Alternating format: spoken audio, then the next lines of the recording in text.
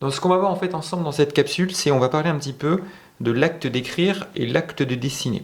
Alors je vais commencer un petit peu par l'acte d'écrire. Alors je pense que vous connaissez tout effectivement cet outil. Et d'ailleurs cet outil on peut s'en servir pour écrire mais aussi pour dessiner.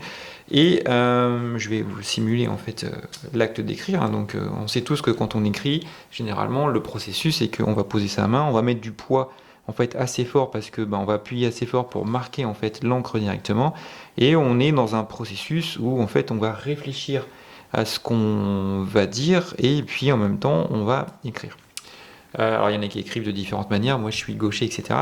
Mais vraiment il y a cette notion, premier point qui est important, de se dire en fonction de l'outil que j'ai, et quand on écrit en fait on utilise en fait soit des stylos bics, soit avant mais rarement le stylo plume, ou pourquoi pas, je sais qu'il y en a qui aiment bien écrire avec le crayon papier.